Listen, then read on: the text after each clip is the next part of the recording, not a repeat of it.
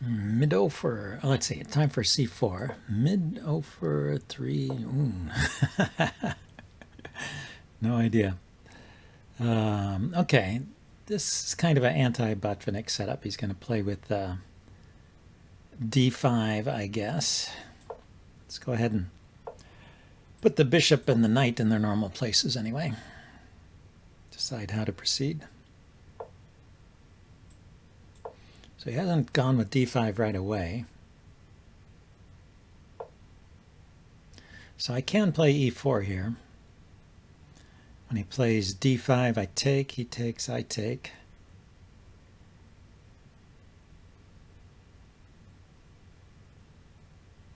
And then he takes, well, yeah, so he can't do it immediately. He would have to prepare for it. So I can start with that. There's an exchange of pawns in the center. Looks like he's going for a Queen's Indian setup, though. Interesting. So I'm going to get castled here so that my bishop is defended, and then maybe I can push this pawn forward and open up the diagonal at a key moment. And yeah, he's avoiding the trades in the center. He's just playing very modestly, so he has a very quiet setup here. Do I want to do anything about that?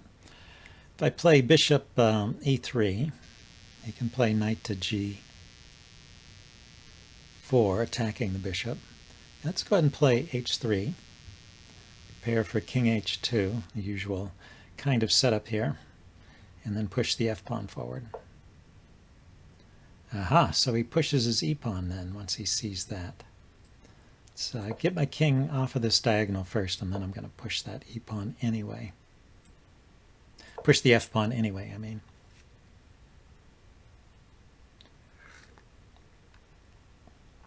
So I might take back with the bishop here if he takes. If he doesn't take, I might push on. Try and create a cramped condition on his king side.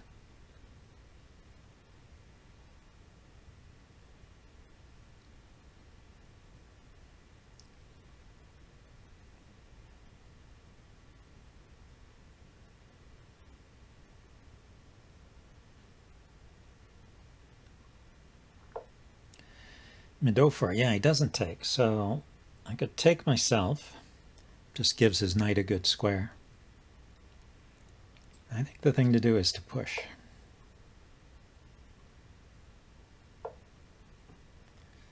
And looks like he's preparing some kind of defensive maneuver. Maybe he's going to set this up in a fianchetto. Anyway, let's get my knight to a good square.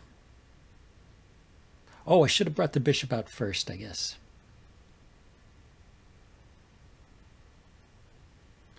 Yeah, that would have generated more pressure here. If I brought the bishop out first and then played the knight out, although he might have kicked. He might have kicked the bishop. Then I would have to decide. But it's often a good idea just to trade, get rid of the defenders around the king, go for the attack.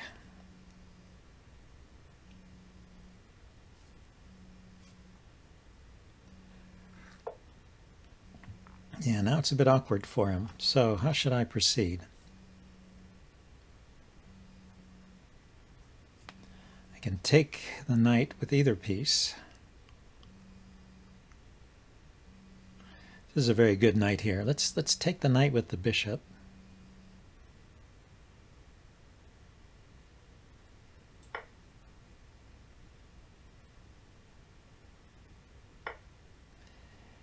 And then we can prepare to bring this knight over to the king side. How's the best way to do that? I want to get it to the g3 square maybe, g3, h5. But if I move this pawn forward, he can bring the bishop forward.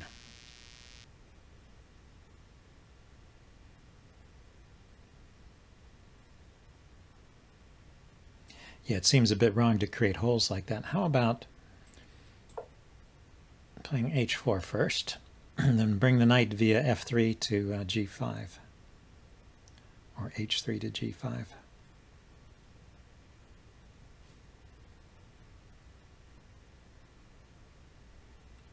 Now I like f3.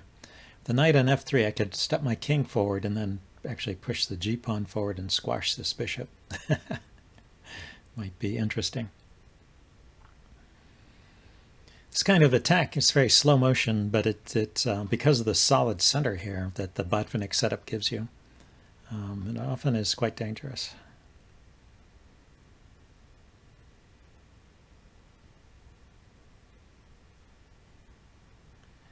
And we'll see if he finds a way to untangle. I mean, he could play his knight here. Oh, he wants to sacrifice. Okay. Well, that's interesting, but probably not correct. So I think I'll just leave my king where it is and bring the bishop here.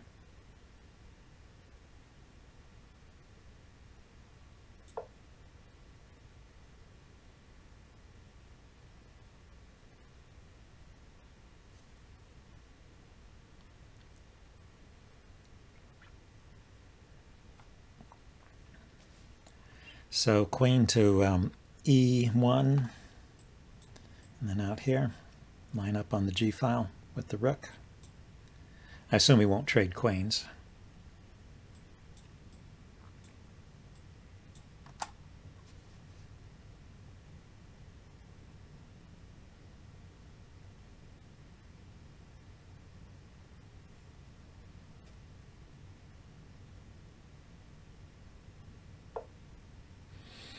Now it gets there in advance.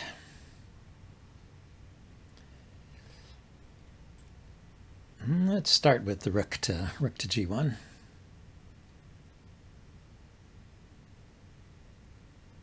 Maybe the queen can go directly to g4. Knight g3, queen g4, knight. Well, the knight would go here. Knight to h5. Something like that. The two knights are on the f6 square. So even if he takes one of them off, the other one comes in and the pawn is pinned.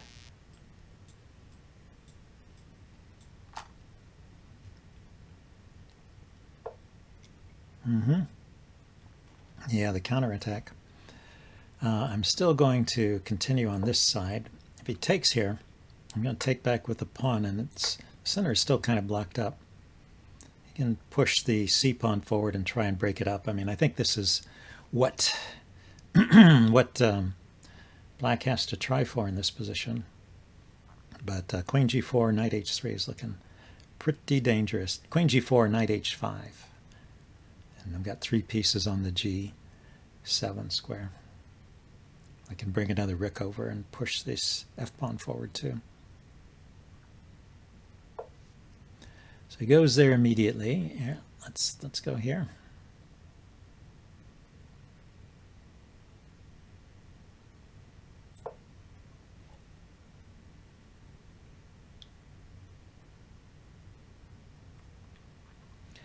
So that pawn on f6, by pushing the pawn forward, he's weakened g7, so he can't really easily play pawn to g6, whereas if this pawn were back on f6, he could do that. That's why I wasn't so worried about him pushing that pawn forward. You know, another way for him to get the bishop back into the game is to drop it back here, try and do something along that diagonal.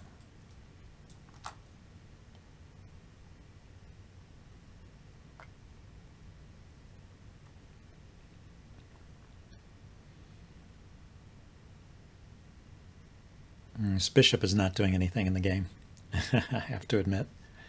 He's not doing anything, but yeah, with the queen, rook, and maybe the other rook and the knight,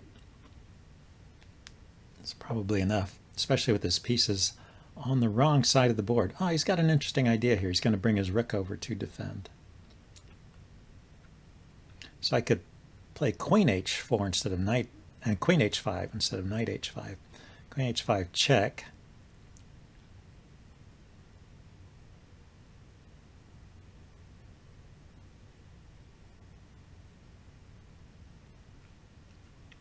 Let's see, if I play knight h5, he will play rook h8. And what's the follow-up? I can actually take.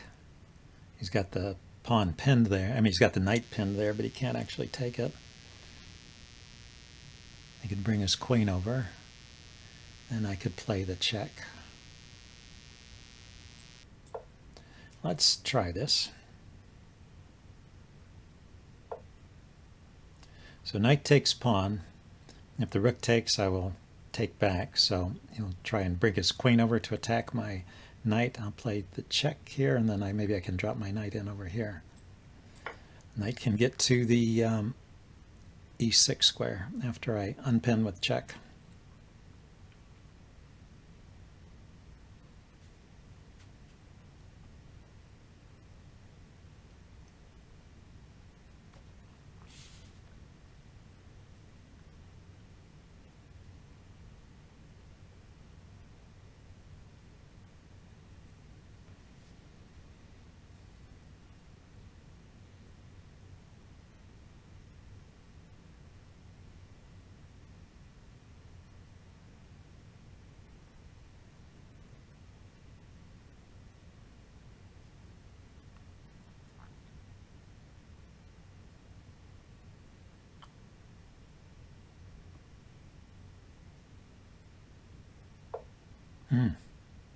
So he ran with the king first.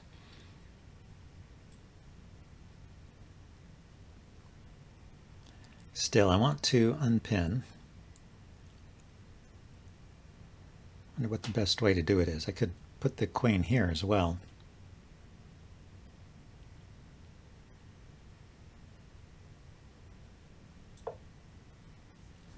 So I have room to maneuver my bishop in. I can still put the knight here. I can also double bricks on the G file.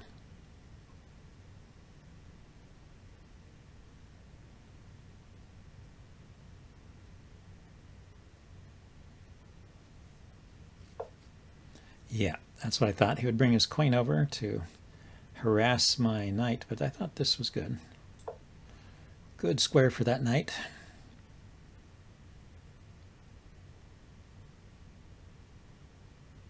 I can take here with check. Although, I have to be careful that that's fatal, because if it's not fatal, then it opens up a line towards my king too. So let's see if I could play it now. Queen h7 check. He can't block with the knight. I would take it. If he blocks with the queen, I could just trade out and be up material. The king drops back. Take over here. Ah, the queen ran away. So now the queen can't block, but he's defending this square. So I play with a check. The king goes back, I take the rook with check, right? I think it all falls apart here. Yeah, he resigned. Okay, well, that was a nice game. I'm going to upload this and do a postmortem. See you guys later. Bye.